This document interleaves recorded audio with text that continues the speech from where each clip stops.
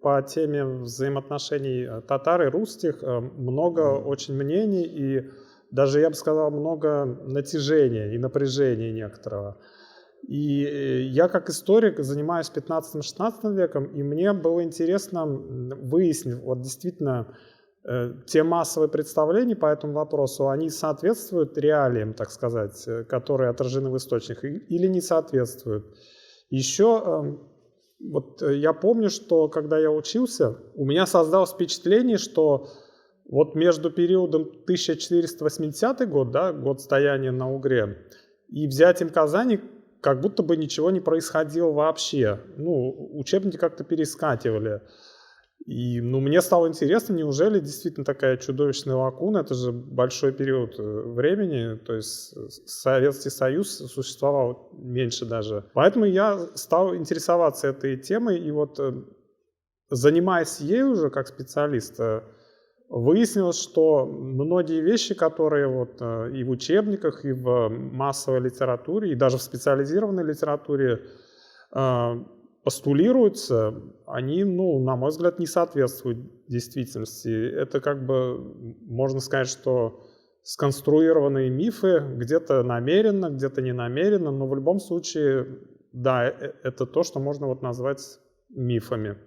Да, но тут нужно вот такой момент обозначить, что исследования-то, конечно, были, и были специализированные исследования. Другой вопрос, как бы, как вот эти специализированные исследования нашли отражение в более научно-популярной литературе и, как следствие, в массовом сознании. И зачастую потому, что бывает, что практически никак специализированные исследования не отражаются в массовом сознании, потому что их просто не читают либо намеренно, либо не намеренно.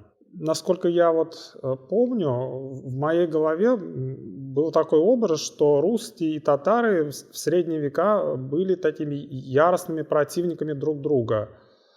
А, Почему так?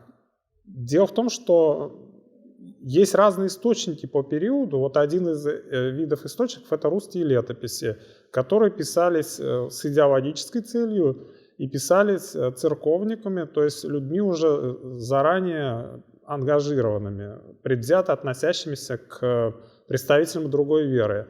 То же самое можно сказать про мусульманские источники, их просто меньше.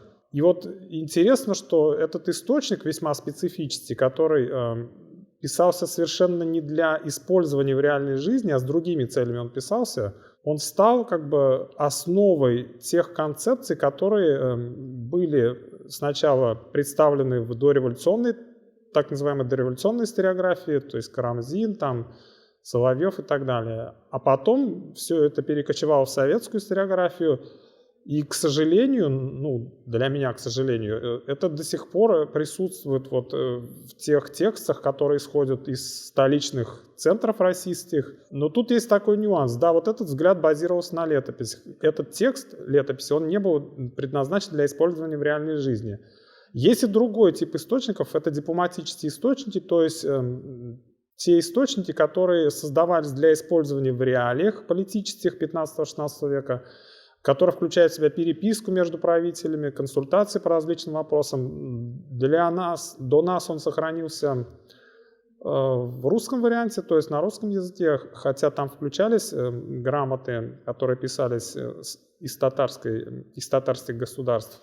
Да, нюанс в том, что этот источник как раз использовался для политических реалий. Можно вот как бы такие аналогии провести.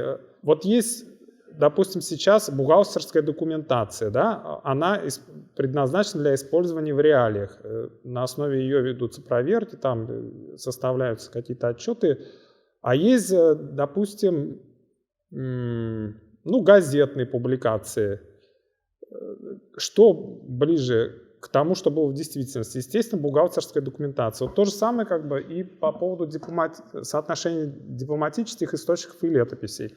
Так вот, в этих дипломатических источниках там достаточно радикально отличающийся взгляд на ситуацию отношений между русскими и татарами представлен, нежели в летописях. Я не могу сказать, что там я увидел какую-то дружбу между этими двумя полюсами средневековыми, но и такого всепроникающего антагонизма, неприятия тоже нет. Действительно, я вот в своей второй книге и намеренно не пытался объять необъятное, я не пытался представить, так сказать, объективную и всеобъемлющую картину. Не в том плане, что я хотел субъективный взгляд представить. Я хотел представить отдельные сюжеты, которые, на мой взгляд, весьма характерны для общего контекста отношений. И поэтому я приводил примеры, вот, да, из этой дипломатической переписки, они зачастую очень такие колоритные. По поводу, ну, мы сейчас не будем говорить о том, что, безусловно, первая цель этого документа — это, так сказать, выяснение политических реалий того времени. Ну, например, против кого дружить, с кем дружить, как подойти к тому или иному вопросу. Это да, это понятно, и это, в принципе, известно, но там были и моменты, которые обычно от исследователей не то чтобы ускользали, на них просто не обращали внимания. Например, консультируются по поводу брачных отношений.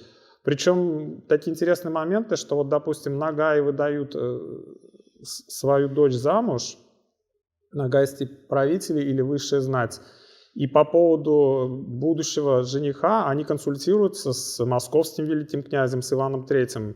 Хотя вроде бы он как бы тут совсем человек сторонний, но тем не менее.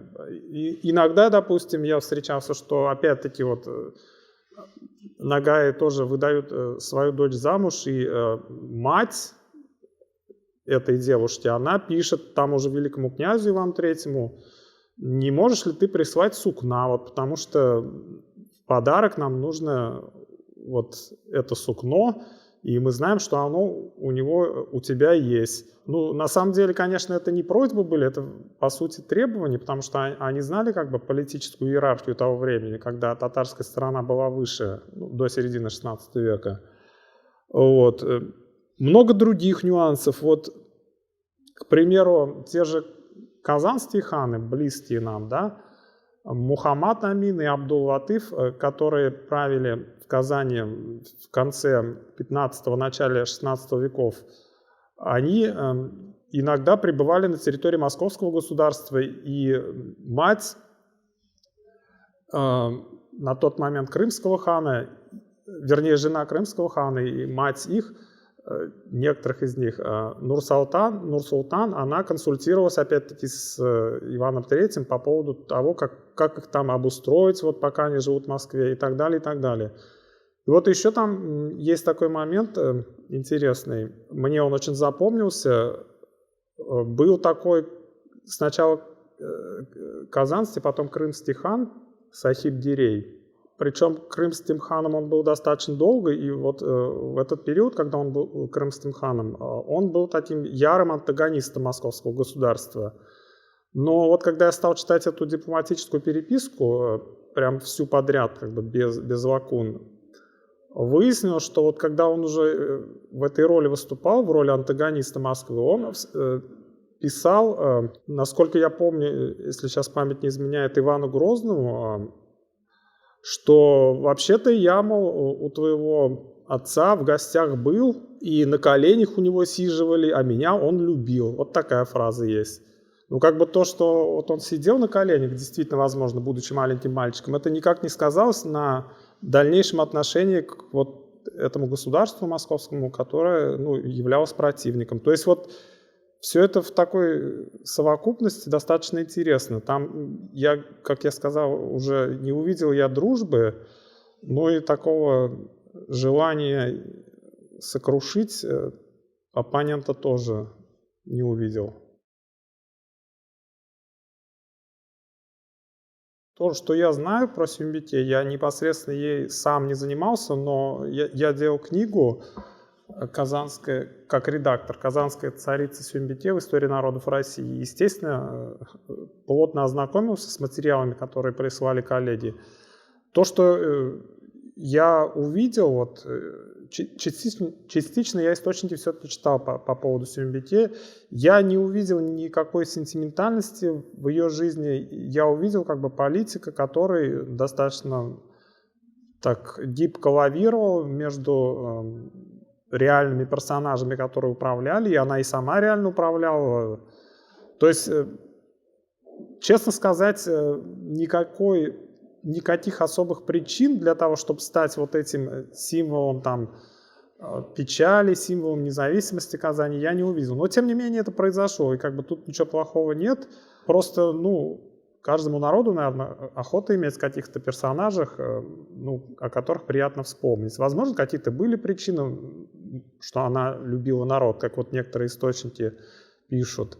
Но есть еще такой момент, что многие сочинения писались по каким-то лекалам. Они не изобретались, то есть сюжетная канва не изобреталась, а бралась уже готовая.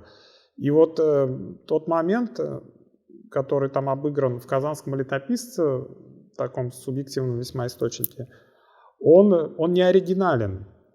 Легенда о правительнице, которая, не желаючи покориться завоевателю, бросается с башни, она во многих странах как бы присутствует, во многих источниках присутствует, в Западной Европе тоже. То есть, видимо, просто как бы взяли готовый сюжет, потому что в реалиях-то ведь она, как вы правильно сказали, не бросалась с башни, а аккуратно как бы ее казанская знать сдала Москве, так сказать, и никакого унижения тут тоже не было. Она просто уехала в Москву. Это, конечно, было неприятно, но и трагедии тоже в этом не было.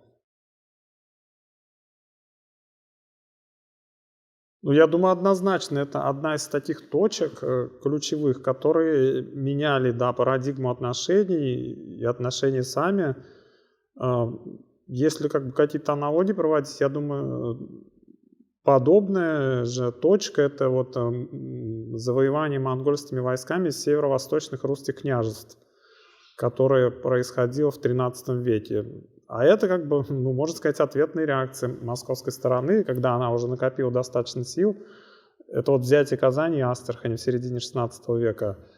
Да, конечно, это сильно все поменяло, и отношения, они и так были, никогда не были дружескими. Но неприятие друг друга, я думаю, появилось больше. Потому что, как бы, к сожалению, для татарской стороны ответа дать она не могла. То есть и крымцы, и Ногаи собирались это сделать, но так и не сделали. И это как бы рано, видимо, осталось на долгое время. Кстати, как мы можем наблюдать по современной Казани, это и до сих пор как какой-то травмой неизжитой является. Потому что, видимо, опять-таки, к сожалению, мы не умеем работать вообще с такими печальными событиями или событиями, которые мы позиционируем как печальные. Хотя, может, они и печальные. Я думаю, что да, демонизация образа татар, конечно, существует. Сейчас этого меньше, но тем не менее. Есть, кстати, такой крен опять возвращение к советским лекалам, которые на самом деле и не советские, а дореволюционные. Это вот российская имперская историография, как не печально это признавать. Я думаю, эта демонизация, да, она связана вот все-таки с этой давнишней травмой от того, что было вот это самое ордынское иго. Для меня как бы это не проблема, как для историка. Я имею в виду, что вообще в жизни все бывает. И иго бывает, и освобождение от иго. Просто как бы не нужно на этом зацикливаться. Но вот, видимо, не у всех голова так работает. Некоторым охота зациклиться.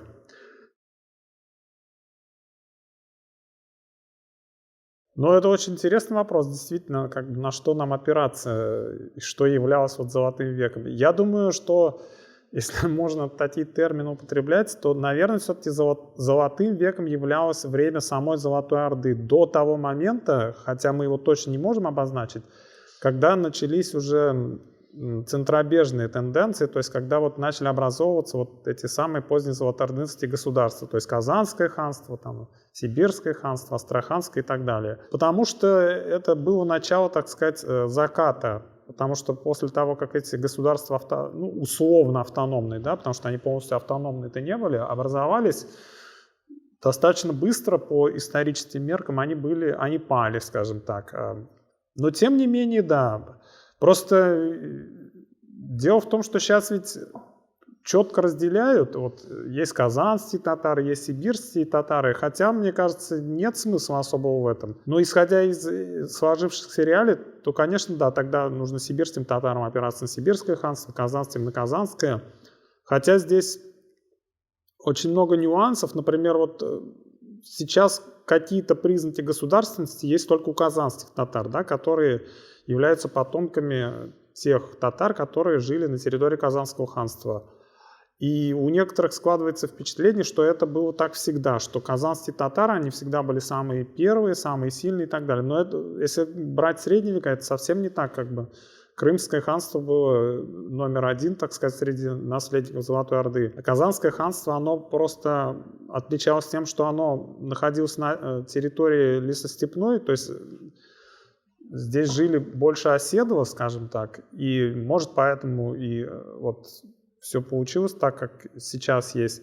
То есть я хочу сказать, что политические реалии современные, они всегда отражают реалии там средних веков. И это нормально.